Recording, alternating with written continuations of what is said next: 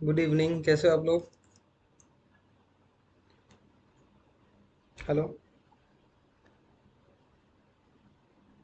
Hello. अरे एक बार कोई रिप्लाई करो, एक बार मुझे चेक करना है साउंड को। एक मिनट।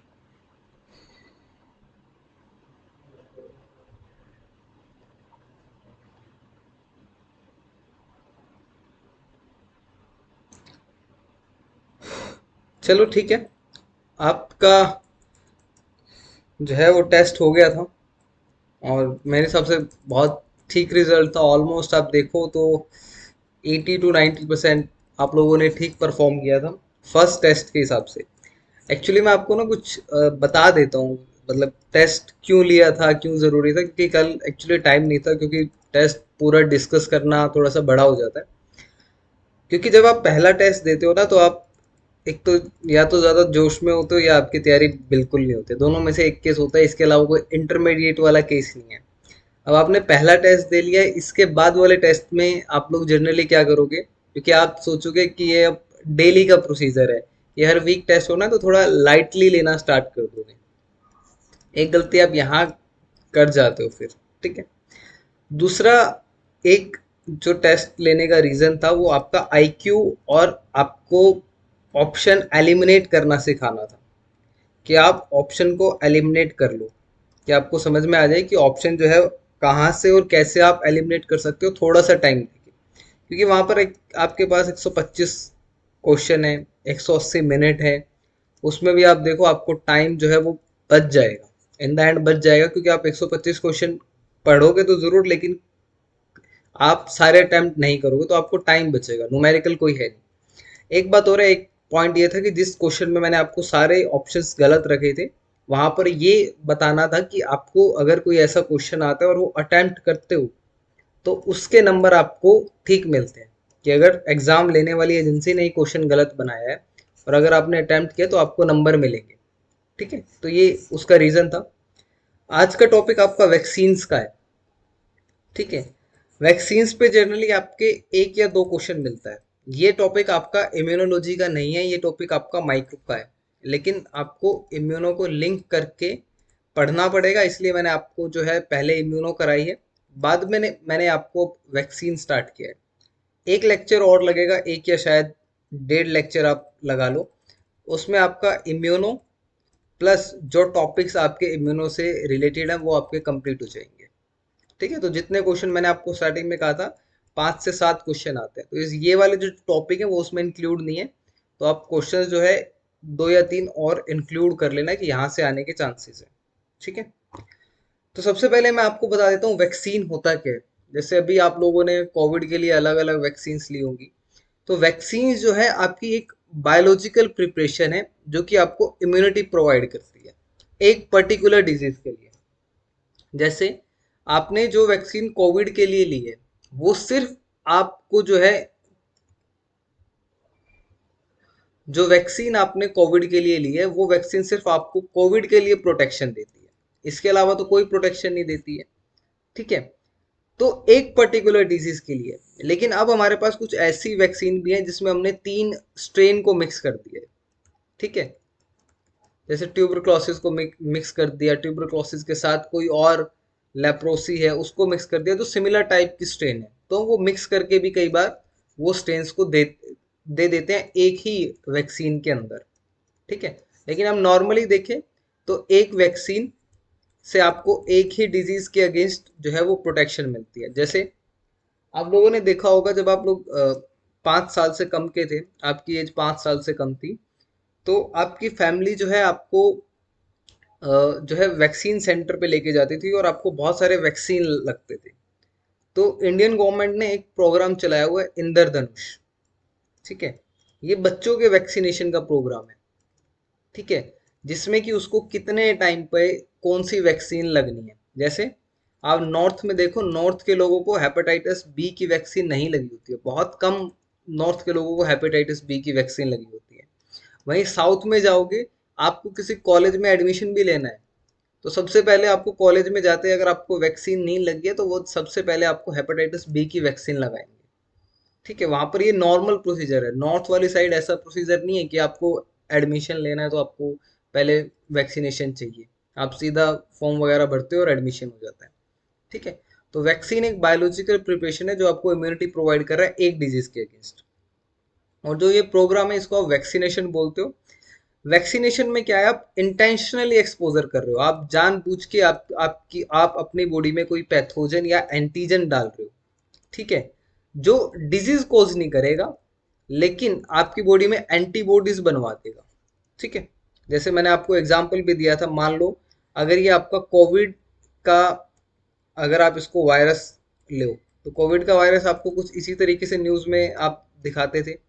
तो इसमें क्या किया हमने, सिर्फ पूरे जो है वायरस को अंदर नहीं डाला इसका, या तो ये स्पाइक ले लिया, एक स्पाइक लिया, उसका उसको वैक्सीन फॉर्म में चेंज किया, क्योंकि स्पाइक मतलब प्रोटीन ही है और कुछ नहीं। प्रोटीन या आप उसको न्यूक्लियोकैप्सिड कुछ ऐसा बोल देते हो। तो एक स्पाइक लिया, उसको हमने वैक्सीन फॉर्म में चेंज किया और बॉडी में ट्रांसफर कर दिया। अब ये सिंगल स्पाइक डिजीज कोज नहीं कर सकते, तो हमने क्या किया, कुछ पार्ट यूज कर लिया। तो ये भी एक हमारी स्ट्रेटेजी है कि हम पूरा वायरस या पूरा एंटीजन ना यूज करके एक पार्ट यूज कर लें और उसके अगेंस्ट एंटीबॉडी बनवा लें। ठीक है, तो ये एक आपका वैक्सीनेशन का जो है कि एक आपको इंटेंशनली आपके अंदर एंटीजन डाला जा रहा है जो कि डिजीज कोज नहीं कर रहा है। ठीक है, अब आपकी बॉडी में बनता क्या है, इम्यूनिटी बनती है, एंटीबॉडी बनती है। ये स्लाइड बहुत इंपॉर्टेंट है, मैंने 2-3 बार इस स्लाइड को रिपीट किया है और ये लेक्चर आई थिंक आपको रिकॉर्डेड देखना पड़ेगा। ठीक है, क्योंकि इसमें काफी चीजें एक जैसी सी हैं। तो सबसे पहले आपकी बॉडी में एक इन्नेट इम्यूनिटी होती है। इन्नेट का मतलब होता है जो कि आपकी बाय बर्थ प्रेजेंट है, ना ये आपको आपकी मदर से मिली है, ना फादर से मिली है, ना आपको इन्वायरमेंट से मिली है। ये आपकी खुद की इम्यूनिटी है जो आप बोर्न हुए हो, बाय बर्थ है। ठीक है, एक आपकी इम्यूनिटी होती है वो है आपकी अडेप्टिव।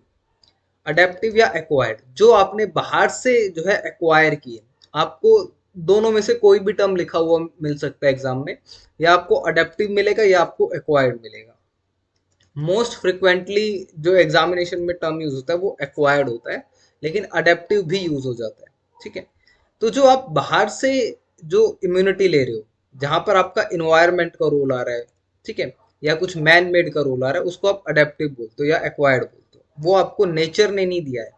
ठीक है, तो इसमें आपने दो में इसको डिवाइड किया, नेचुरली एक्वायर्ड और आर्टिफिशियली एक्वायर्ड।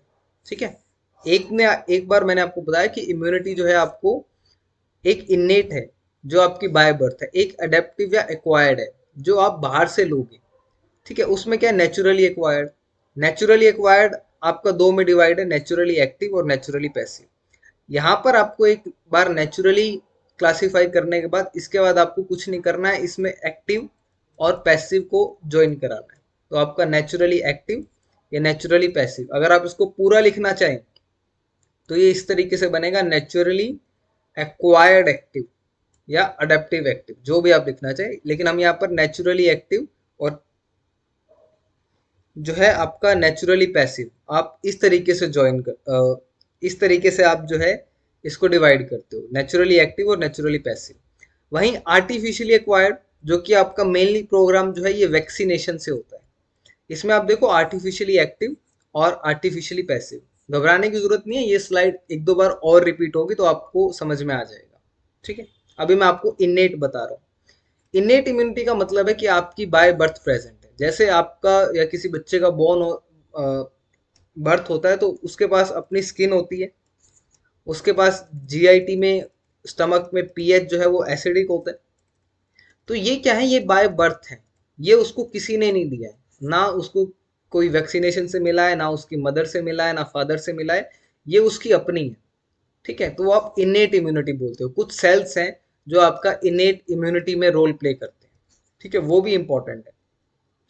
जो आपकी बाय बर्थ इम्यूनिटी है वो नॉट नॉट स्पेसिफिक है। जैसे आप अपनी स्किन को देखो, अब आपकी स्किन तो सारे टाइप के एंटीजन को ब्लॉक करेगी।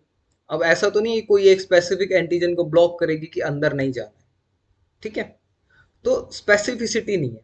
और इनेट इम्यूनिटी में कोई मेमोरी नहीं है। अब आपकी स्किन को, आपके स्लाइवा को ये पता नहीं लगेगा कि ये एंटीजन पहली बार आ रहा है, दूसरी बार आ रहा है, क्रॉनिक इन्फेक्शन है या एक्यूट इन्फेक्शन है। तो इनेट इम्यूनिटी में ये दो पॉइंट सबसे ज्यादा इंपॉर्टेंट है कि ये स्पेसिफिक नहीं है और इसमें मेमोरी सेल्स नहीं बनते हैं, जर्नल रिस्पॉन्स है और इमीडिएट रिस्पॉन्स आता है।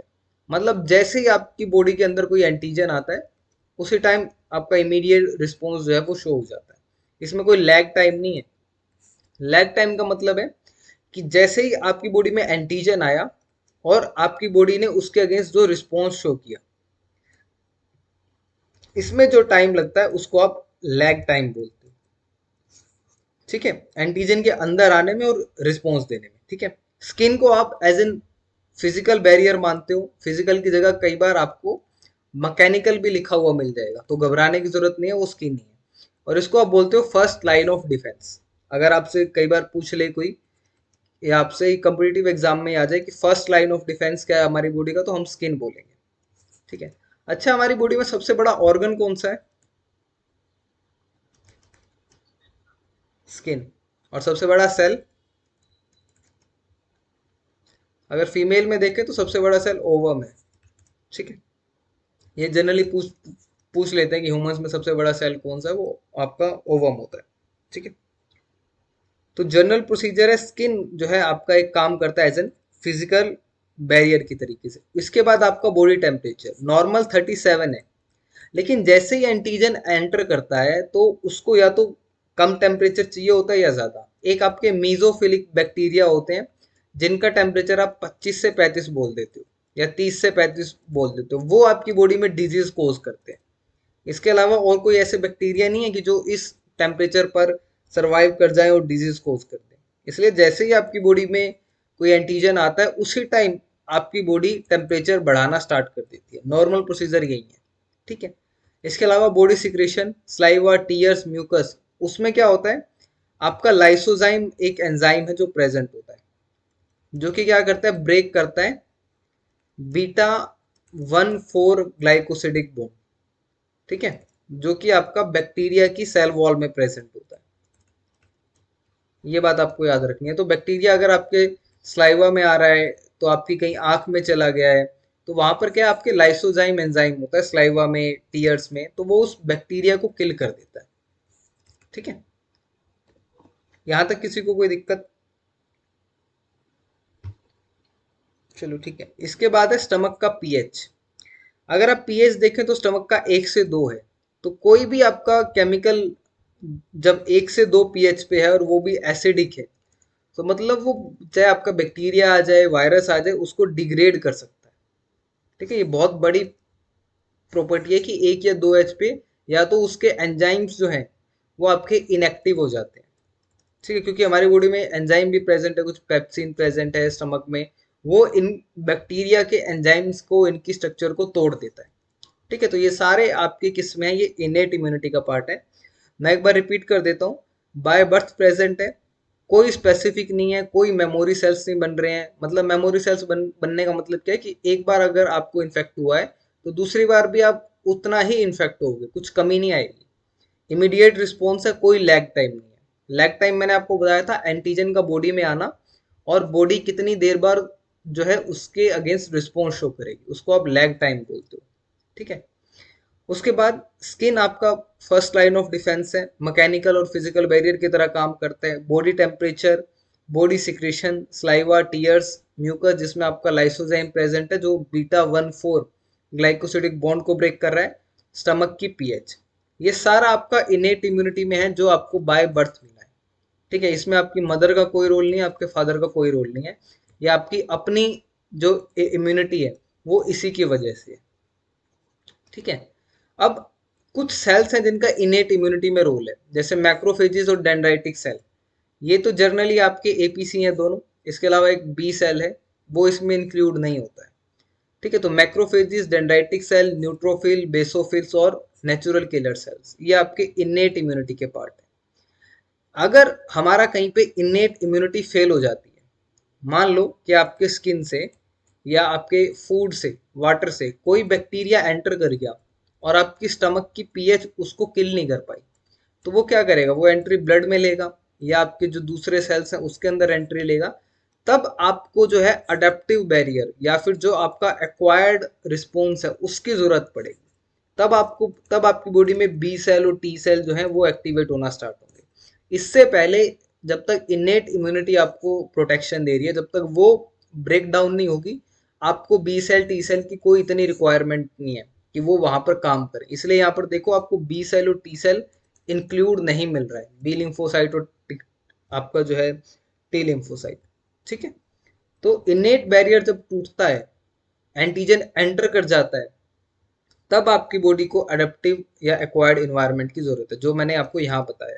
तो ये इनेट का पार्ट था कि आपको जो बाय बर्थ मिली है। अब एक्वायर्ड में क्या होगा वो मैं आपको बताता हूँ। एक्वायर्ड में आप देखो कि सबसे पहले आप एक्वायर्ड को समझोगे कैसे, उसके बाद जो है नेचुरली का मतलब क्या है, आर्टिफिशियल का मतलब क्या है, एक्टिव का मतलब क्या है, पैसिव का मतलब क्या है। क्योंकि जब तक आपको ये टर्म क्लियर नहीं होंगी, अडेप्टिव, आर्टिफिशियल, नेचुरली, एक्टिव और पैसिव, आप इस टॉपिक में हमेशा कंफ्यूज रहोगे। ठीक है, और आपको ये टॉपिक जो है याद करना पड़ेगा। लेकिन आप अगर टर्मिनोलॉजी समझ जाओगे तो आपसे कोई अभी पूछ ले या 2 साल बाद पूछ ले, आप जो है बता दोगे कि इसका मतलब ये है। ठीक है, तो इनेट आपको समझ में आ गया।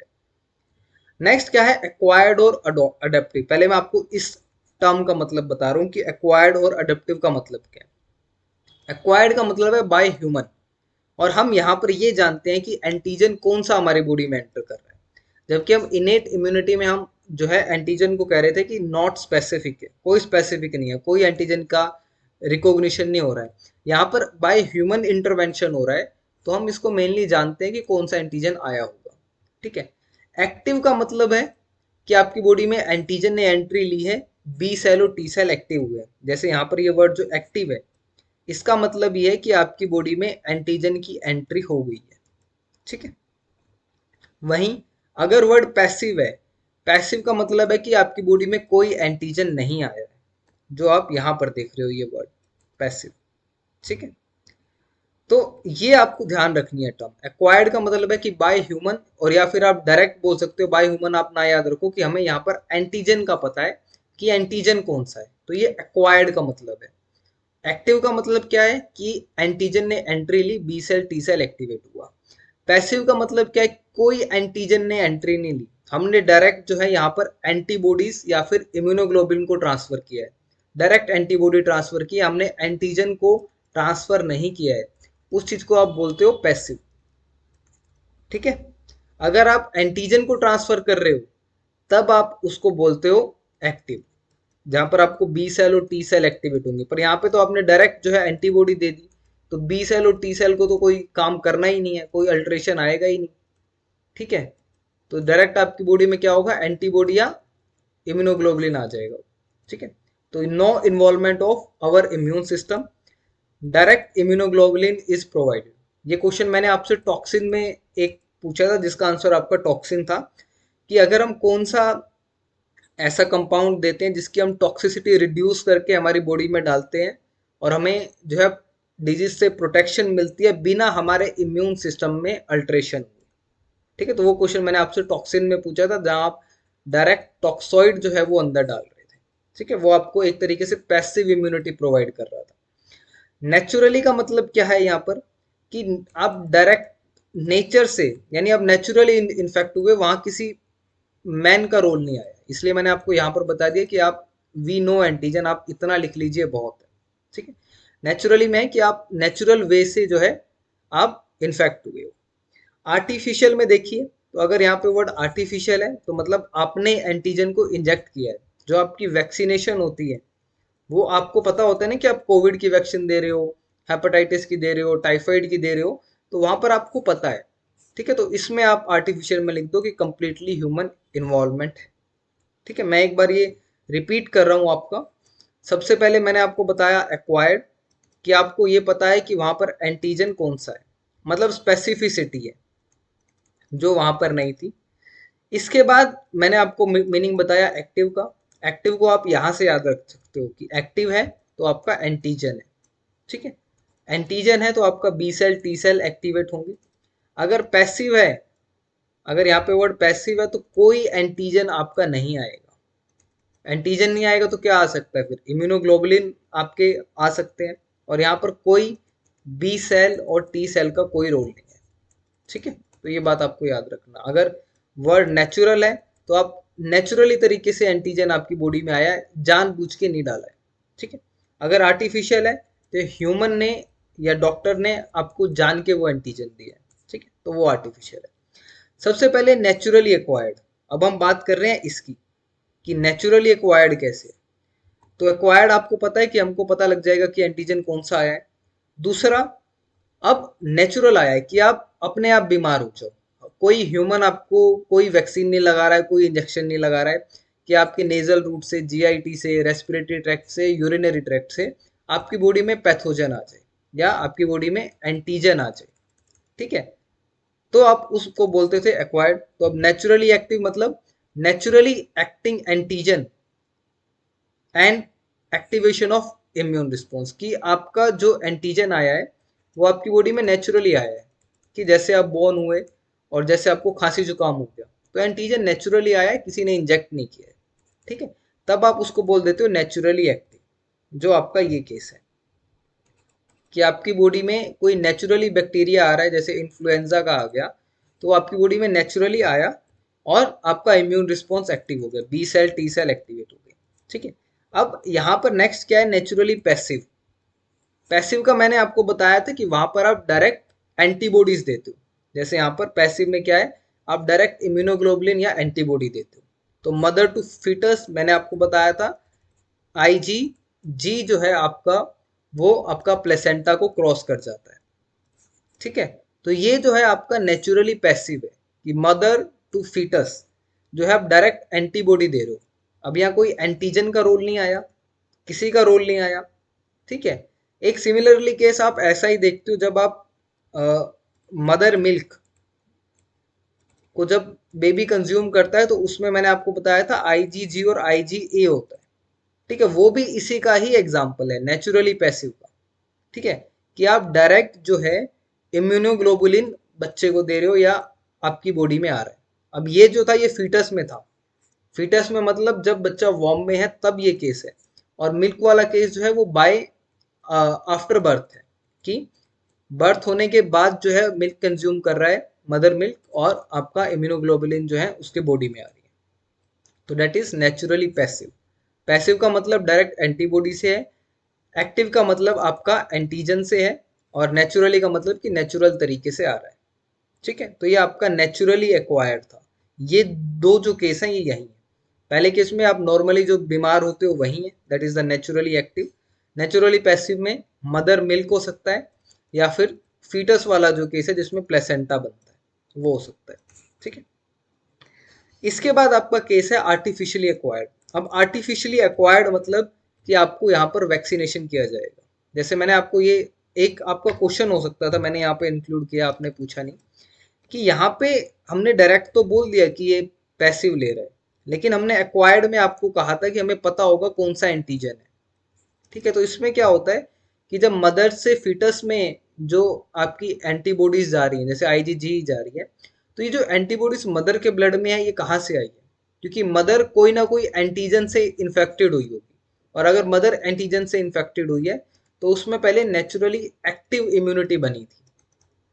ठीक है, और वहीं जो है आपका ये पहला केस था नेचुरली एक्टिव वाला। अब वो जो फीटस है उसमें प्लेसेंटा के थ्रू डायरेक्ट चली गया, वो है इम्यूनोग्लोबिन, तब आपने उसको नेचुरली पैसिव बोल दिया।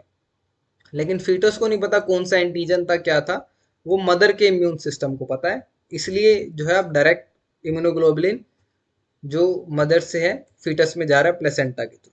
ठीक है, नेक्स्ट, अब ये पार्ट आपका हो गया इनेट, अडेप्टिव एक्वायर्ड हो गया, naturally acquired, naturally active, naturally passive. अब ये पार्ट बचा है आर्टिफिशियली एक्वायर्ड, और इसमें आर्टिफिशियली एक्टिव और आर्टिफिशियली पैसिव। अब एक्टिव का मतलब है कि यहाँ पर एंटीजन इन्वॉल्व होगा। एंटीजन इन्वॉल्व है, और कैसे इन्वॉल्व है, आर्टिफिशियली। तो आर्टिफिशियली हम किस केस में करते हैं, हम वैक्सीनेशन वाले केस में करते हैं, कि जैसे आपको कोविड का एंटीजन लगाया, कोविड का मतलब वैक्सीन लगाया, तो कोविड का उसमें क्या था, एंटीजन ही था। ठीक है, अब आपको कोई टाइफाइड का वैक्सीन लगाएगा तो उसमें क्या होगा, टाइफाइड का एंटीजन होगा। ठीक है, तो ये बात आपको ध्यान रखनी है कि जब आपको आर्टिफिशियली एक्टिव वर्ड जो आ रहा है, तो वहां आपको एंटीजन आपकी बॉडी में एंट्री ले रहा है, और इन एंटीजन ने क्या किया था, बी सेल टी सेल को आपकी एक्टिवेट कर दिया था।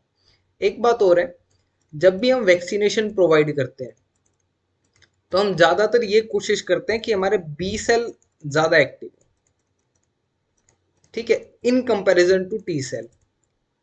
क्योंकि बी सेल आपको पता है जो वो आपको ह्यूमरल रिस्पॉन्स प्रोवाइड करते हैं। ह्यूमरल का मतलब है कि वहीं आपकी बॉडी में जो है एंटीबॉडीज बनाते हैं स्पेसिफिकली, कि कौन सा एंटीजन आया किसके अगेंस्ट बनानी है। वहीं टी सेल जो है ये आपके दो में डिवाइड हो जाते हैं, टी सी सेल और टी एच सेल। अगर टी सेल्स ज़्यादा एक्टिवेट हो रहे हैं, अगर टी सी सेल ज़्यादा एक्टिवेट हो गए, तो क्या होगा, आपके बॉडी के सेल्स जो हैं वो डेड होना स्टार्ट हो जाएंगे। ठीक है, जैसे आप लोगों ने कोविड की वैक्सीन देखी थी, तो कोविड की वैक्सीन में क्या हुआ था, आपका टेस्ट चला गया था। ठीक है, और आपको फीवर वगैरह वो नॉर्मल था। टेस्ट जाने का मतलब क्या था कि वो जीपीसीआर पे, जो आपके टेस्ट के लिए आपके टंग पे जीपीसीआर रिसेप्टर प्रेजेंट है, उनकी सिग्नलिंग को ओवर एक्टिव कर दिया था। ठीक है, क्योंकि जो आपकी वैक्सीन आई थी उसकी टेस्टिंग प्रॉपर नहीं है, और अब भी उसकी टेस्टिंग प्रॉपर नहीं हुई है। ठीक है, तो उस टाइम पे क्या हुआ था, नॉर्मली वैक्सीन को आने में 4 से 5 साल लगते हैं, पर वहाँ तो 6 महीने या 1 साल में जो है आपकी वैक्सीन आ गई थी, तो ट्रायल्स पूरे नहीं हुए थे। ठीक है, ह्यूमन ट्रायल में ही हमने डायरेक्ट जो है इंजेक्ट करना स्टार्ट कर दिया था। तो इसलिए आपने कुछ लोगों में देखा होगा कि उनकी बॉडी में जो था, आयरन का लेवल भी बढ़ गया था। एक ये केस हुआ था, एक आपका टेस्ट चला गया था। ये मैं आपको वैक्सीन की बाद में बात कर रहा हूँ। और कुछ लोगों को जो है स्किन एलर्जी और पैलिपिटेशन, मतलब हार्ट बीट जो इरेगुलर वाले सिम्टम है, ये आए थे। ये इसलिए ये आए थे क्योंकि ट्रायल प्रॉपर नहीं था। अगर ट्रायल जब प्रॉपर होता है तो नॉर्मली आपको बहुत कम सिम्टम आते हैं, ऐसे आयरन बढ़ना, टेस्ट चले जाना, स्किन एलर्जी होना, इस टाइप के सिम्टम नहीं आते। ठीक है, तो वैक्सीन लगने के बाद आपको फीवर ज़रूर होता है, वो नेसेसरी है। नेसेसरी कुछ केसेस में हो सकता है, कुछ में नहीं हो सकता है। वो भी आपका एक अलग इम्यूनोलॉजी का एक कॉन्सेप्ट है कि किन लोगों को फीवर होगा, किन लोगों को नहीं होगा। ठीक है, तो इसलिए ये ट्रायल में सारी दिक्कत आई थी। हालांकि अब भी इस वैक्सीन की कोई सेफ्टी की गारंटी नहीं है कि कुछ हो जाए, क्योंकि ट्रायल पूरे नहीं। ठीक है, तो आप आर्टिफिशियली एक्टिव में अगर हम देखें, तो यहाँ पे हमें एंटीजन पता है। अब आपको डॉक्टर जो है वैक्सीन लगाएगा या नर्स लगाएगी, तो उसको पता होगा कि कौन सा एंटीजन है। ठीक है, इसमें क्या है, जो एंट्री ऑफ एंटीजन है वो हम फोर्सफुली करा रहे हैं, मतलब किसी ना किसी रूट से करा रहे हैं। नॉर्मली तो हम इंट्राडर्मल रूट यूज करते हैं। इसका भी एक रीजन है, हम डायरेक्ट आईवी में जो है आपका कोविड का वैक्सीन नहीं दे सकते थे। उसका एक रीजन, अगर आप डायरेक्ट आपका जो वैक्सीन है अगर वो कोविड वाले में दे देते, तो आपका इम्यून सिस्टम काम नहीं कर पाता। ठीक है, उसका मैं आपको रीजन बताऊंगा। और कोविड जो है आपकी बॉडी में डिजीज क्रिएट कर जाता, हालांकि हमने चाहे वो स्पाइक लिया था या एमआरएनए लिया था, वो डिजीज क्रिएट कर जाता। क्योंकि जो आप आईवी में लगा रहे हो, तो आईवी में आपको पता है कि वहाँ मैक्रोफेजेस का रोल नहीं आ रहा है, वहां पर आपका डेंड्राइटिक सेल का रोल नहीं आ रहा है, जो कि आपका एंटीजन को प्रेजेंट करते हैं। ठीक है, वहां पर रोल किसका आ रहा है, सिर्फ बी बी लिम्फोसाइट का। तो वहां पर क्या होगा, इम्यून सिस्टम अगर आप आईवी देते तो इतना एक्टिवेट नहीं हो पाता, और अगर इम्यून सिस्टम आपका एक्टिवेट नहीं होगा तो आपकी बॉडी के अंदर डिजीज हो जाती। तो कोविड आपको बहुत जो है सीवियर केस में हो जाता है, अगर ये इंजेक्शन इंट्राडर्मल की जगह या इंट्रामस्कुलर की जगह आपका जो है आईवी लग जाए। ठीक है, मान लो किसी नर्स कोई सीख रहा है, वो आईवी अगर इंजेक्शन लगा दे, तो उस केस में जो पर्सन है उसकी डेथ हो सकती है, क्योंकि वहाँ इम्यून सिस्टम एक्टिवेट नहीं हो रहा है। डिजीज आपको हो जाएगी, और आपके लंग्स जो है बिल्कुल कोलैप्स कर जाएंगे, अगर आईवी रूट से अगर कोई आपका बैक्टीरिया हो जाए। और इसके बाद आपकी जो स्प्लीन है वो आपकी, उसमें स्वेलिंग आ जाएगी, वो सूज जाएगी। क्योंकि जब भी कोई बैक्टीरिया, कोई वायरस आपका आईवी रूट से आता है, तो सबसे पहले वो स्प्लीन के अंदर जाता है, और स्प्लीन का साइज बढ़ता है। तो आप उसको बोलते हो स्प्लीनोमेगोली, जब इसका साइज बढ़ जाता है। तो सबसे कॉमन आपका सिम्टम है कि अगर आपके ब्लड में कोई इन्फेक्शन हुआ है, तो आपकी स्प्लीन का साइज बढ़ा हुआ दिखाई देगा। ठीक है, हेपेटाइटिस वाले केस में भी कई बार आपको इस तरीके के स्प्लीन का साइज बढ़ा हुआ मलेरिया वाले केस में भी आपको दिखाई देता है। ठीक है, तो इंट्राडर्मल हम इसलिए ही देते थे ताकि आपका जो डेंड्राइटिक सेल है, जो आपके मैक्रोफेजिस हैं और जो आपके बी सेल्स हैं, बी लिम्फोसाइट हैं, जो कि आपका एपीसी की तरह काम कर रहे हैं, ये आपका स्किन में है, ये आपका अलग अलग ऑर्गन्स में प्रेजेंट है, मैक्रोफेजिस जो हैं, और बी लिम्फोसाइट आपका ब्लड में है। तो ये सारे एक्टिव हो जाएं और ये सारे मिलके जो है इम्यून सिस्टम को एक्टिव करें। ठीक है, तो इसलिए हम मेनली आप देखें तो आप इंट्राडर्मल देते हो, इंट्रामस्कुलर भी नहीं देते हो। और आप जो ड्रग की टेस्टिंग करते हो, जैसे मान लो आपको ये देखना है कि पेनिसिलिन किसी को सेंसिटिव है या नहीं है, तब भी आप इंट्राडर्मल ही इसलिए लगाते हो क्योंकि वहां पर आपका इम्यून रिस्पॉन्स जो है वो अच्छा आता है। ठीक है, तो यही रीजन है कि आप ड्रग की टेस्टिंग कर रहे हो, आप इंट्राडर्मल लगा के कर रहे हो, आईवी या आईएम टेस्टिंग नहीं करते हो। ट्यूब टीबी का आप जो टेस्ट देखते हो ट्यूबरक्यूलिन, ठीक है, जिसमें आपको टीबी का थोड़ा सा कुछ पॉइंट अमाउंट में एंटीजन आपके इंट्राडर्मल आपको दिया जाता है, तो वहां पर व्हील एंड फ्लेयर रिएक्शन आ जाती है। ठीक है, तो ये आपको याद रखना है कि इंट्राडर्मल रूट ही क्यों यूज कर रहे हो। आपने पढ़ तो लिया है कि हम चलो इंट्राडर्मल जो है वो ड्रग की टेस्टिंग करते हैं, आपका एंटीबॉडी है या कोई भी एंटीबायोटिक आप दे रहे हो, आप इस तरीके से आप चेक कर रहे हो, तो उसका रीजन यही है क्योंकि वहां पर इम्यून सिस्टम ज्यादा काम कर रहा है। ठीक है, तो इसलिए कोविड का इंजेक्शन या कोई और आप जो देते हो वो आप डर्मल देते हो। ठीक है, तो एंट्री ऑफ एंटीजन आपने इंटरडर्मल कराई थी, वहां रिकॉग्निशन हो रहा था। रिकॉग्निशन आपका कर रहा था डेंड्राइटिक सेल और मैक्रोफेजिस और B lymphocyte, immune cells active हो रहे थे। और यहाँ पर इंटेंशनली जो है एंटीजन आपको दिया गया है क्योंकि इंजेक्शन लगाया है। वी आर गिविंग एंटीजन, अगर हम एंटीजन दे रहे हैं तब आप उसको वैक्सीनेशन बोलते हो। ठीक है, यही आपका वैक्सीनेशन प्रोग्राम है मेनली। ठीक है, अब होता क्या है, मान लो अभी आपको कोविड की वैक्सीन लगी। अब कोविड की वैक्सीन लगने के बाद, चलो मान लो अभी तो कोविड नहीं है, कि 6 साल बाद फिर से कोविड आ जाए। ठीक है, और कोविड का वही स्ट्रेन है, जैसे कोविड का ओमेगा स्ट्रेन था तो वो ओमेगा स्ट्रेन है, और 6 साल बाद फिर से ओमेगा स्ट्रेन आ गया बिना कुछ चेंज हुए। तो आपकी बॉडी में जब वो स्ट्रेन दोबारा एंटर करेगा, क्योंकि वैक्सीन आपको लगी थी 2019 या 20 में, तो आपकी बॉडी नॉर्मली 24 से 28 घंटे लेगी उस स्ट्रेन के अगेंस्ट एक्टिव होने के लिए, क्योंकि एंटीबॉडीज तो आपकी बॉडी में बनी हुई हैं लेकिन वो इतने अमाउंट में नहीं है। ठीक है, मेमोरी सेल्स हैं आपकी बॉडी में लेकिन वो इतने अमाउंट में नहीं है कि वो उसी टाइम इमीडिएट रिस्पॉन्स शो कर दे। तो 24 से 48 घंटे आपकी बॉडी लगाती है ताकि जो एंटीबॉडीज पहले बनी थी, मतलब 2020 में जो एंटीबॉडीज आपकी वैक्सीन के थ्रू बनी थी, उनका नंबर बढ़ाया जाए, उनको प्रोलिफरेट कराया जाए। ठीक है, वो आपकी बी सेल करती है। ठीक है, तो और मैंने आपको ये भी बताया था जो ये बी सेल बनेंगी इनके ऊपर अब रिसेप्टर प्रेजेंट नहीं होगा, क्योंकि वो चीज आपकी पहले से डिटेक्ट हो चुकी थी 2020 में। ठीक है, तो 24 से 48 घंटे का जो टाइम लगा, इसी को आप बोलते हो लैग फेज, जो कि आपका इनेट इम्यूनिटी में नहीं होता है। ठीक है, इनेट इम्यूनिटी में इमीडिएट रिस्पॉन्स आता है। ठीक है, तो वैक्सीनेशन अगर आप करा लेते हो, मान लो हेपेटाइटिस बी के अगेंस्ट करा लिया किसी ने, तो अगर हेपेटाइटिस बी का वायरस आपकी बॉडी में आ रहा है तो आपकी बॉडी को 24 से 48 घंटे कम से कम लग जाएंगे उसके अगेंस्ट एंटीबॉडीज बनाने के लिए और रिस्पॉन्स शो करने के लिए। ठीक है, तो उसी चीज को आप जो है लैग टाइम बोलते हो, जब आपका कोई एंटीजन आपकी बॉडी में सेकेंड टाइम आ रहा है। ठीक है, तो ये आपका वैक्सीनेशन का मेनली जो है इस तरीके से हम करते हैं, ये सब इश्यूज रहते हैं। ठीक है, अब नेक्स्ट है आर्टिफिशियली पैसिव। तो पैसिव मैंने आपको बताया था कि पैसिव में एंटीजन का रोल नहीं आएगा, डायरेक्ट जो रोल है वो एंटीबॉडी का आएगा। अच्छा चलो आप एक केस देखो, जैसे मान लो कोई एक पर्सन है और उसको स्नेक काट जाता है। ठीक है, स्नेक में क्या होता है, वीनम होता है, यानी आप कुछ जहर बोल देते हो। उसको हॉस्पिटल लेके जाते हैं। ठीक है, अब हॉस्पिटल वालों को शायद वो सांप का ये बताए कि वो ऐसे दिखता है ऐसे दिखता है, तो शायद उनको समझ में आ जाए कौन सा सांप काटा है। अगर नहीं आता है तो उनके पास क्या क्या ऑप्शंस बचते हैं वो मैं आपको बता देता हूँ, और वो मैनेज किस तरीके से करते हैं, क्योंकि यही केस आपका आर्टिफिशियली पैसिव का है।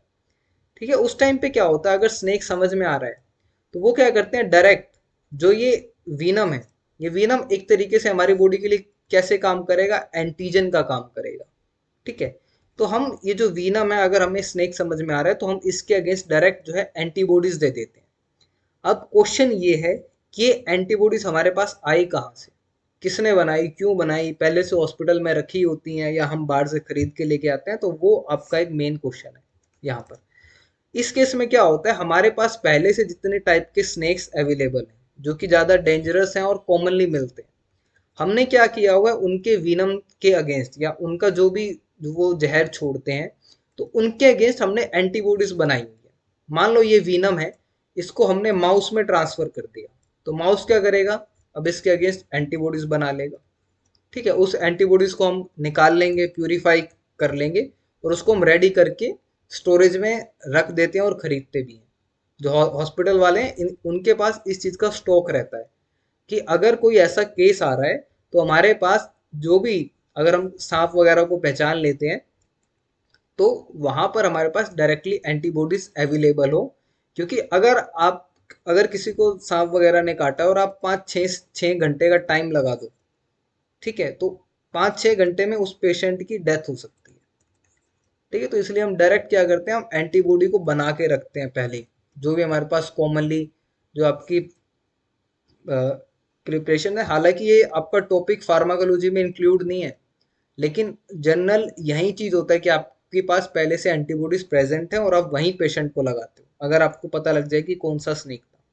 ठीक है, वरना हमारे पास कुछ स्नेक्स के विनम के अलग अलग सिम्टम्स हैं, जैसे कुछ न्यूरोटॉक्सिन है, ठीक है, कि आपका नर्वस सिस्टम पे काम करता है, कुछ एंटीरोटॉक्सिन है कि आपका इंटेस्टाइन वगैरह में जो है पोर्स क्रिएट कर देते हैं। तो हम कई बार, अगर हमें स्नेक का पता नहीं लग रहा है तो डॉक्टर जो है उसके सिम्टम देख के पेशेंट के पता लगाते हैं।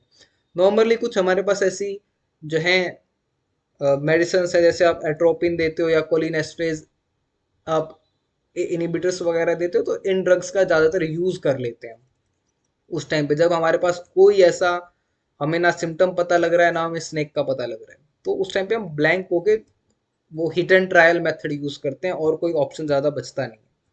ठीक है, तो ये आपका केस आपका रहता है। या फिर जो एंटीजन या वीनम आपका ब्लड में आया है, उसका हम उसके ब्लड से निकाल के एनालिसिस करते हैं, जो टफ काम है कि आप 6 घंटे में या 5 घंटे में उस एनालिसिस को परफॉर्म करके बता दो कि कौन सा आपका केस है। तो यहाँ पर मैंने दो केस बनाए, जैसे ए है, ए को स्नेक ने काटा तो विनम गया उसके अंदर। अब इसको 5 से 6 घंटे तक कोई ट्रीटमेंट नहीं दिया गया, कोई एंटीबॉडी नहीं दी गई, कुछ नहीं दिया गया, तो आपका इसकी डेथ होने के चांसेस ज़्यादा है।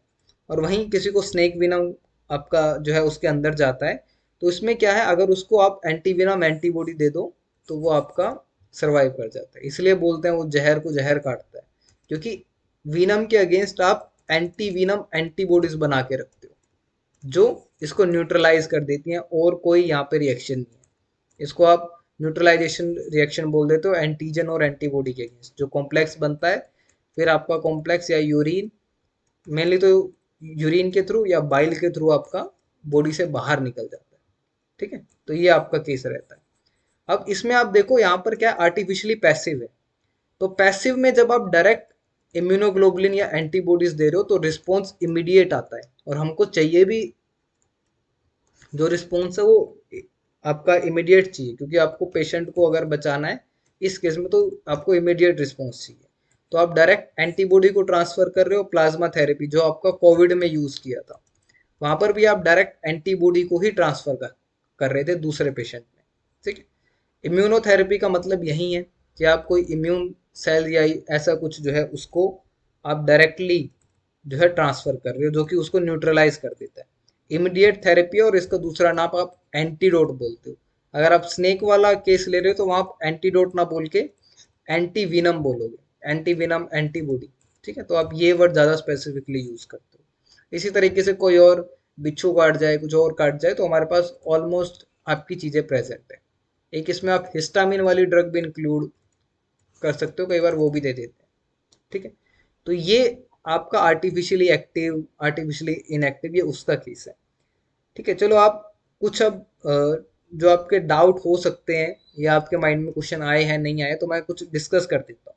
जैसे हम यहाँ पर हर केस में वैक्सीन दे रहे हैं या फिर हम जो है आपका एंटीबॉडी दे रहे हैं, टॉक्सोइड दे रहे हैं, तो हम डायरेक्ट इम्यूनोसप्रेसिव ड्रग क्यों नहीं दे देते? क्योंकि अगर हमें इम्यूनोसप्रेसिव ड्रग दे दी तो ना हमारी बॉडी का टेम्परेचर बढ़ेगा, ना कोई एंटीबॉडीज बनेगी। ठीक है, कई केस में इम्यूनोसप्रेसिव ड्रग सक्सेसफुल है, जहां पर ऑटो इम्यून डिसऑर्डर है, जहां पर कैंसर है, ठीक है, या फिर आपका कोई वायरस जो है वो आपका एंट्री किया है। उस केस में आप इम्यूनोसप्रेसिव ड्रग्स दे सकते हो, लेकिन आप हर एक केस में अगर इम्यूनोसप्रेसिव ड्रग देने लग गए तो आपका बी सेल और टी सेल जो है वो इनएक्टिव हो जाएंगे, सप्रेस हो जाएंगे हमेशा के लिए, अगर आप इतना हम रेगुलरली इसका यूज करने लग जाए, बी सेल और टी सेल सप्रेसिंग ड्रग का। सेकंड क्वेश्चन जो है वो मदर मिल्क पे पूछ लेते हैं कि ये किसका एग्जाम्पल है, तो ये आपका एग्जाम्पल था नेचुरली पैसिव का। ठीक है, वैक्सीनेशन जो आपका केस है ये आपका आर्टिफिशियली एक्टिव है। ठीक है, तो ये आपको याद रखना चाहिए। ऐसे ही पैसिव में आपको पता है कि यहाँ पर सिर्फ एंटीबॉडीज जाती हैं, एक्टिव में एंटीजन जाता है, और नेचुरल में आप नेचुरली तरीके से एंटीजन या एंटीबॉडी को लेते हो। अगर एंटीजन को लोगे तो जैसे मैंने आपको बताया था कि अगर आप इन्फ्लुएंजा से इफेक्ट हो जाए, एंटीबॉडी का केस आपका मदर मिल्क का था और आपका फिटस वाला था। ठीक है, तो ये आपकी जितनी आपकी बॉडी में इम्यूनिटी है जितने टाइप की, वो सारी ये है। ठीक है, आपको कहाँ से मिली? मदर से मिली, आपकी खुद की है, आपने जो है एक्टिव लिया या पैसिव लिया, वो सारा। ठीक है, इसके बाद मैं आपको थोड़ा सा और बता देता हूँ। एक बार आप इस क्वेश्चन को सॉल्व करके बताओ, which of the following is a characteristic of acquired immunity. Acquired immunity का इसमें से कौन सा करेक्टर है, ये आपको बताना है। ठीक है, ये question one of the toughest question है जो आपसे अभी तक पूछा नहीं गया है, लेकिन पूछे जाने के चांसेस अच्छे हैं। कि एक्वायर्ड इम्यूनिटी का करेक्टर क्या है? It provide immediate protection upon exposure to pathogen. ये ऑप्शन नहीं हो सकता है, क्योंकि यहाँ पर आप देखो, आपको एक्वायर्ड इम्यूनिटी बताना है, तो मैंने आपको बताया था कि लैग फेज आता है। ठीक है, हालांकि हम एक्वायर्ड में देखें, अगर हम एक्वायर्ड में हम पैसिव वाला देखें, तो जहां आप एंटीबॉडीज दे रहे हो वहां तो ठीक है, लेकिन आप हर एक केस में नहीं बोल सकते हो कि इमीडिएट रिस्पॉन्स आता है, इसलिए यहाँ पर लैग फेज को आपको कंसिडर करना पड़ेगा। सेकंड आपसे पूछा है it is only present in humans. ये भी नहीं हो सकता है, क्योंकि एक्वायर्ड इम्यूनिटी जो है वो आपका ऑर्गेनिज्म में भी होता है।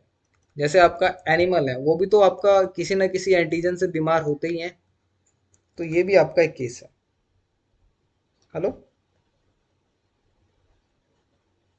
हाँ, इसका आंसर डी है आपका। ठीक है, it is a non specific response to a pathogen, क्योंकि इसमें मैंने आपको बताया था कि स्पेसिफिक रिस्पॉन्स है, अगर आप कोई वैक्सीन दे रहे हो तो उसका अगेंस्ट आप उसका जो रिस्पॉन्स है वो स्पेसिफिक है। एग्जिबिट मेमोरी एंड स्पेसिफिसिटी, तो ये ऑप्शन ठीक है। तो ये अभी तक आपका one of the toughest question है जो इस टॉपिक से पूछा हुआ है। इसके अलावा कोई ऐसा क्वेश्चन नहीं है। अगर आपसे कुछ पूछा है तो सीधा ये पूछ लेते हैं कि मदर मिल्क में कौन सा है, प्लेसेंटा से कौन सा जा रहा है, वैक्सीनेशन में कौन सा है, और आपका पैसिव का मतलब क्या है, एक्टिव का मतलब क्या है। ठीक है, अगर आपको एक्वायर्ड का मतलब पता है, आपको एक्टिव का मतलब पता है, आपको पैसिव का मतलब पता है, तो आपका क्वेश्चन गलत नहीं होगा। ठीक है, नेचुरली भी आपको काफी हद तक समझ में आ जाता है, तो आपका क्वेश्चन गलत नहीं होगा। इसका चाहे कोई भी कॉम्बिनेशन आपको बना के दे दे, तो आप जो है उस क्वेश्चन को सॉल्व कर लो। ठीक है, मैं आपको आज एक टाइप का वैक्सीन पढ़ा रहा हूँ कि वो क्या होता है।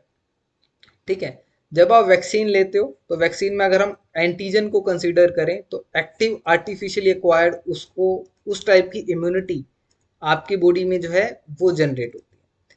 तो इसमें हम पहला केस ले रहे हैं इनएक्टिव एंटीजन का, कि हमारे पास कोई एंटीजन था, हमने उसको इनएक्टिव कर दिया, मतलब वो लाइव था, हमने उसकी डेथ कोज कर दी। डेथ कोज करने के बाद हमने उसको प्यूरिफाई किया, और प्यूरिफाई करने के बाद हमने जो है उसको इंजेक्ट कर दिया या वैक्सीन लगा दिया। ठीक है, जब आप लाइव को डेथ में लेके जा रहे हो तो ये बहुत तरीके से हो सकता है। पहला क्या है, ये एंटीजन लाइव है, अगर आपने उसको डेड किया है और लैब में किया है तो इस टाइम पर क्या होगा, अगर उसकी डेथ हो गई है तो वो रेप्लिकेट नहीं कर पाएगा, मतलब अपना नंबर नहीं बढ़ा पाएगा, ट्रांसक्राइब नहीं कर पाएगा, मतलब कोई प्रोटीन या कोई अमीनो एसिड नहीं बना पाएगा। ठीक है, मतलब वो लाइव नहीं है, डेड है। तो एक तो हम हीट से कर सकते हैं, पर हीट एक आइडियल तरीका नहीं है, क्योंकि जैसे मैंने आपको बताया था कि कोई एंटीजन है तो उसके ऊपर एपिटोप प्रेजेंट है, और इन एपिटोप के अगेंस्ट ही हमारी बॉडी एंटीबॉडीज बनाती है। हीटिंग की वजह से क्या होता है, हमारा एंटीजन तो डेड हो जाता है, लेकिन ये एपिटोप का ना अमीनो एसिड का सीक्वेंस चेंज हो जाता है, क्योंकि कुछ अमीनो एसिड जो है आपके हीट स्टेबल नहीं है। ऑलमोस्ट तो सारे ही नहीं है, लेकिन फिर भी अगर आप देखें, अगर अमीनो एसिड का सीक्वेंस इन एपिटोप में चेंज हो गया तो आपकी एंटीबॉडीज पता नहीं किसके अगेंस्ट बन जाएंगी, जो आपकी बॉडी के काम नहीं आएंगी। ठीक है, तो हीट इसलिए नहीं है क्योंकि वो ज्यादा ओवर हीटिंग का केस ज्यादा है यहाँ पर। ठीक है, उससे एपिटोप डैमेज हो जाता है। नेक्स्ट आपका है केमिकल ट्रीटमेंट, और इसमें आप ज्यादातर फॉर्मल्डिहाइड यूज करते हो। HCHO आपका फॉर्मूला होता है, और फॉर्मल्डिहाइड आपका किल करता है एंटीजन को क्रॉस लिंकिंग करा के।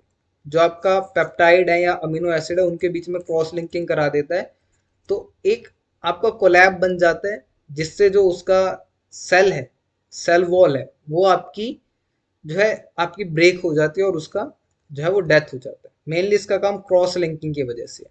ठीक है, अब जो इनएक्टिव एंटीजन है ये आपको ह्यूमरल रिस्पॉन्स देता है। ह्यूमरल रिस्पॉन्स का मतलब क्या है कि आपकी बॉडी में एंटीबॉडीज बनेंगी, और लेस सेल मेडिएटेड रिस्पॉन्स आपका आता है टी सेल की वजह से। तो मतलब आपके बी सेल को एक्टिवेट करा रहा है जो हमें ज़्यादा चाहिए था, और आपकी टी सेल को कम एक्टिवेट करा रहा है। ठीक है, तो ये आपका इनएक्टिव टाइप एंटीजन है, कि कोई आपने लाइव एंटीजन लिया, उसको आपने डेड किया, प्यूरिफाई किया और ट्रांसफर कर दिया। ठीक है, डेड करने का मैकेनिज्म या तो हीट है या केमिकल ट्रीटमेंट है जिसमें फॉर्मल्डिहाइड है। ह्यूमरल रिस्पॉन्स देता है, लेस आपका सेल मेडिएटेड रिस्पॉन्स है, और इजी टू स्टोर है। आप रेफ्रिजरेटर में स्टोर करके रख दो, 0 से 8 डिग्री सेल्सियस में, वो आपका खराब नहीं होगा। ठीक है, इसके बाद अगर आप देखो, इस जो आपका इनएक्टिव वैक्सीन वाला केस है, इसमें आपको फर्स्ट वैक्सीनेटेड करते हो तो इम्यूनिटी इंक्रीज होती है, लेकिन इसमें आपको मल्टीपल टाइम्स जो है आपको डोज लेनी पड़ती है। जैसे एक बार अब ले ली, एक बार 6 महीने बाद, फिर 2 साल बाद, इस तरीके से आपको मल्टीपल डोजिंग करनी पड़ती है, क्योंकि यहाँ पर जो आपका एंटीजन है वो कम्प्लीटली डेड है। ठीक है, तो इम्यूनिटी तो प्रोवाइड होती है, लेकिन उसका परसेंटेज बहुत कम है। जैसे 55%, 60% आपको इम्यूनिटी दे दी एक डोज ने, इस फिर आपको दूसरी डोज, तीसरी डोज इसलिए लगवानी पड़ेगी। ठीक है, तो कोविड में आपको इसलिए बोल रहे थे कि आपको बूस्टर डोज रिक्वायर्ड है, जिसमें आपको मल्टीपल टाइम्स जो है वैक्सीन लगवाना पड़ा था। 1 या 2 बार आपने लगवाया था, 3 महीने के बाद शायद, कुछ ऐसा बोला था। फिर बाद में बूस्टर डोज के लिए भी बोला था, वो इसलिए ही बोल रहे थे। ठीक है, क्योंकि आपका इनएक्टिवेटेड टाइप वैक्सीन था। इसके आप एग्जाम्पल देख लो, एक आपका IPV है, इंजेक्टेड पोलियो वायरस, एक आपका कोलेरा है, इन्फ्लुएंजा है, हेपेटाइटिस ए और रेबीज। ये सारे आपके इनएक्टिवेटेड टाइप के जो है आपके वैक्सीन है। एक बात आपको याद रखना है, पोलियो में आप बोलोगे कि आप हम जो है वो अटेन्यूएटेड भी देते हैं, लाइव भी देते हैं, लेकिन पोलियो का वैक्सीन पहले हम इनएक्टिव वाला यूज करते थे, जिसको आप IPV बोलते थे। अब जो है हम लाइव वाला यूज कर रहे हैं, लेकिन ये उसका एक एग्जाम्पल है। ठीक है, तो injected polio virus, cholera vaccine और इन्फ्लुएंजा, हेपेटाइटिस ए और रेबीज, ये आपको याद करना है। मैं आपको एक लिस्ट भी दूंगा। ठीक है, वो आपको एज इट इज याद करनी है, किसको हीट से किल किया है, किसको फॉर्मल्डिहाइड से किल किया है, कौन सा लाइव है, कौन से में क्या क्या एग्जाम्पल है, वो आपको लिस्ट भी दूंगा, लेकिन ये एग्जाम्पल ज़्यादा इंपॉर्टेंट है। ठीक है, अब इसका एडवांटेज और डिसएडवांटेज क्या है इनएक्टिव वाले का या किल्ड वाले का। एडवांटेज क्या है कि यहाँ पर डेड है। डेड है मतलब ऐसा नहीं है कि जैसे आप लाइव वाला वैक्सीन देते हो, तो लाइव वाले के चांसेस है कि वो आपकी बॉडी में डिजीज क्रिएट करते हैं। अब जो डेड है उसका कोई चांस नहीं है, इतना सा भी 0% चांस है कि वो आपकी बॉडी में कोई कभी कई साल में भी कोई डिजीज कॉज कर देगा। ठीक है, नो चेंज इन वैक्सीन, इसका मतलब क्या है कि अगर आप जब डोज डोज ले रहे हो, फर्स्ट, सेकंड, थर्ड, फोर्थ, वो आपको एक ही तरीके की जो है इम्यूनिटी प्रोवाइड करता जाएगा। तो आपकी बॉडीज में एक एंटीबॉडीज का लेवल है, वो काफ़ी लंबे टाइम तक जो है वो मेंटेन रहेगा। ठीक है, डिसएडवांटेज क्या है कि आपको बूस्टर डोज लेना पड़ता है, या मल्टीपल डोज आपको इसकी लेनी पड़ती है, और लिमिटेड इम्यूनिटी है, इसलिए आपको बार बार डोजिंग की रिक्वायर्ड पड़ रहा है। ठीक है, तो ये आपका इनएक्टिव टाइप का वायरस था, जो आपका इनएक्टिव टाइप के जो है वैक्सीन थे। नेक्स्ट आपका लाइव अटेन्यूएटेड है। ये मैं आपको नेक्स्ट क्लास में करा दूंगा, और ये आपका वैक्सीन वाला जो टॉपिक है ये आपका कंप्लीट हो जाएगा। इसके बाद आई थिंक आपका सिर्फ एक मोनोक्लोनल एंटीबॉडी बचेगा, जो इस आपका इम्यूनोलॉजी से कम्प्लीटली लिंक है, और कोई टॉपिक इससे ज़्यादा लिंक नहीं है। फिर वो आपका कलोजी और माइक्रो में आएगा। किसी को कोई डाउट हो इस टॉपिक में, कुछ ना समझ में आया हो वैक्सीन वाले में, बताओ।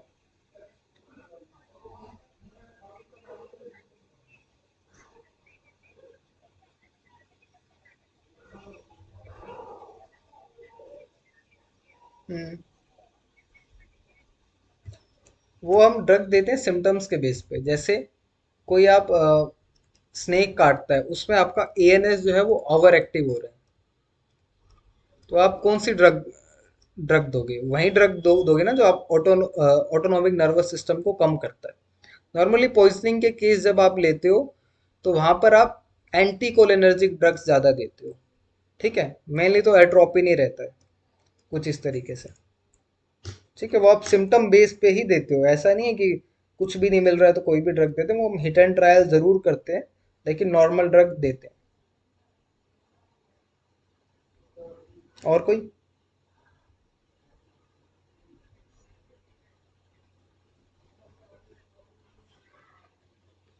पता नहीं, आप लोगों की वॉइस नहीं आ रही है आज, मुझे ना क्लियर नहीं सुनाई दे रहा है।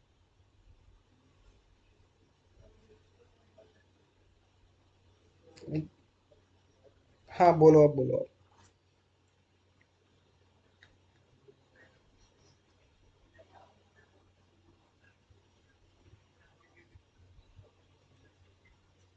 सेल मेडिएटेड इम्यूनिटी का मतलब आपका टी सेल से होता है। ठीक है, एक्चुअली मुझे क्वेश्चन सुनाई नहीं दे रहा है, पर मैं जितना मुझे सुनाई दिया मैं उतना बता देता हूँ। जो सेल मेडिएटेड इम्यूनिटी है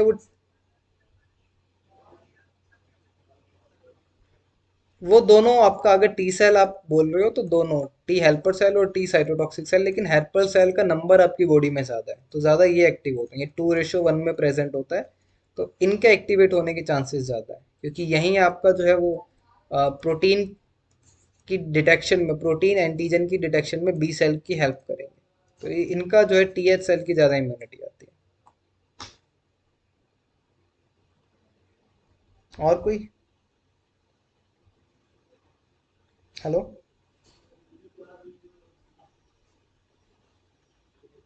और किसी का कोई डाउट हो? चलो ठीक है, बाकी और किसी का अगर डाउट है ना तो एक बार आप मुझे व्हाट्सअप कर देना। एक्चुअली मुझे वो ना क्लियरली सुनाई नहीं दे रहा है आपका। जितना मुझे समझ में आया मैंने उतना एक्सप्लेन कर दिया, फिर मैं आपको वहीं बता दूंगा, आप मैसेज कर देना कोई। ठीक है? ठीक है, आप लोग लीव कर दो। Thank you.